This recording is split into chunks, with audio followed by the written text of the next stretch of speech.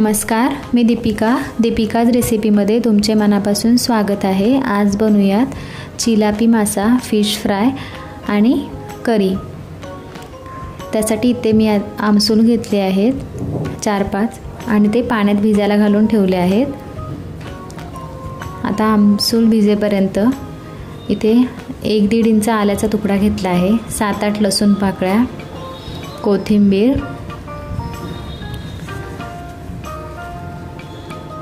आणि 3 हिरव्या मिरच्या घेतल्या आहेत। आता याची पेस्ट करून घेणार आहे। मिरची तुम्ही तुमच्या आवडीनुसार कमी जास्त करू शकता।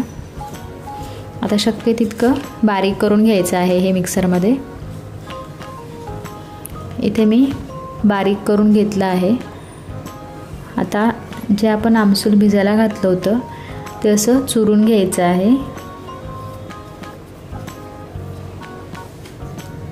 इथे मी आमसूल चुरून घेतला आहे। त्यानंतर मासे जे घेतले आहेत त्याला असा कट लावून घेतला आहे, म्हणजे आपण जे मसाले लावतो ते आतमध्ये जातात माशाच्या। जे आपण हिरवं वाटण करून घेतलं आहे ते घालून घेते। त्यानंतर पाव चमचा हळद, 2 चमचे लाल मिरची पावडर घालून घेत आहे। 1 चमचा घरगुती काळा मसाला, चवीनुसार मीठ। मसाले तुम्ही तुमच्या आवडीनुसार कमी जास्त करू शकता। कोथिंबीर घातली आहे वरून आणि जे कोकम आपण भिजवून घेतलं होतं चुरून त्याचं पाणी घालायचं आहे यामध्ये।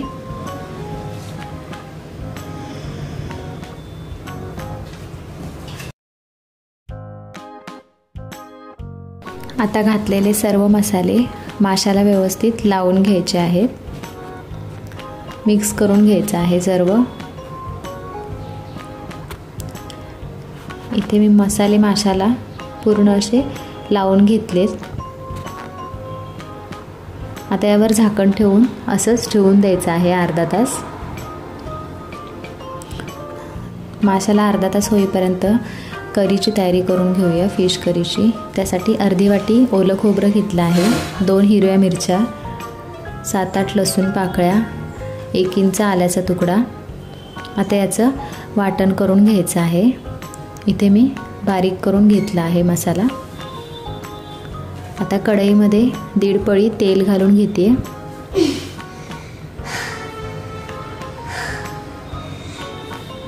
कढीपत्ता घालून घेतला आहे आणि जे आपण वाटण केलं होतं ते वाटण घालून घेते।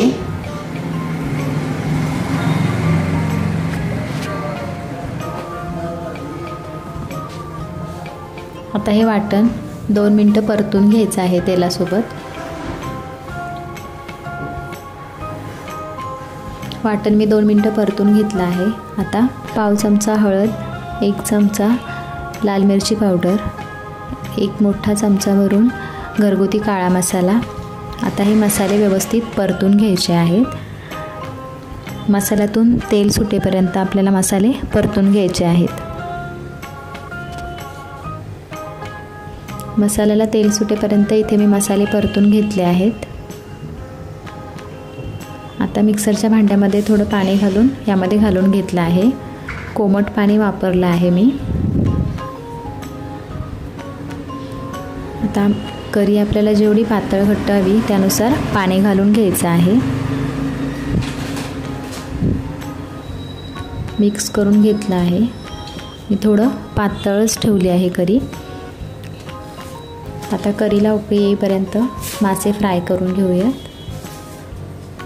तव्यामध्ये मी 1 पळी तेल घालून घेतलं आहे व कढीपत्ता असा बारीक चिरून घालून घेतला आहे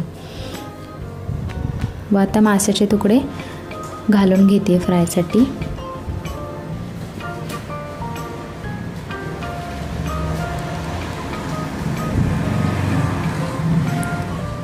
माशाला मी कोणतंही पीठ किंवा रवा काहीच न लावलं नाही आहे, काही न लावताच फ्राय करत आहे। आता एक बाजू भाजून झाली त्यानंतर परतून घ्यायचं. दुसरी बाजू आपल्याला भाजून घ्यायची आहे किंवा फ्राय करून घ्यायची आहे.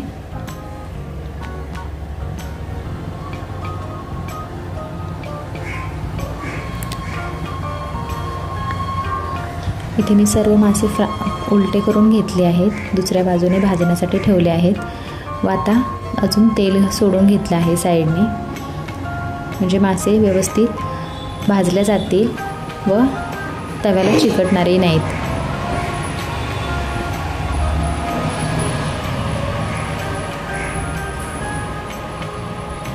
आता सर्व मासे मी कढईला काढून घेते, म्हणजे त्याच्यातून जास्तीचं तेल आहे ते निथळून तव्यावरच राहील.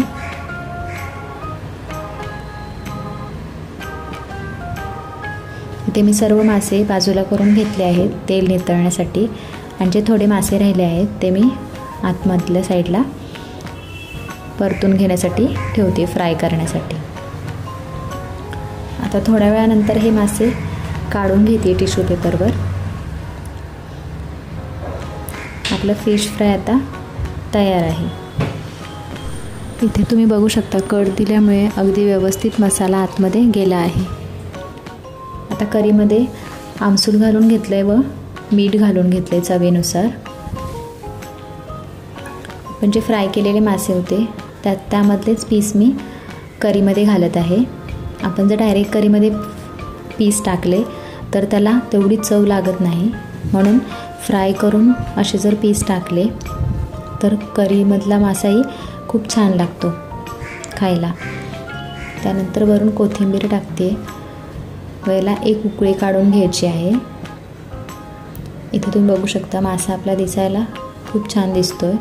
एक उकळी आल्यानंतर लगेच मी आता बंद करून घेतला आहे. तुम्ही याप्रमाणे करून पहा व कसं झालं ते कमेंटमध्ये नक्की सांगा. तुम्हाला जर हा व्हिडिओ आवडला असेल तर व्हिडिओला लाईक करा व चॅनलला सबस्क्राईब करा. व्हिडिओ पाहिल्याबद्दल धन्यवाद.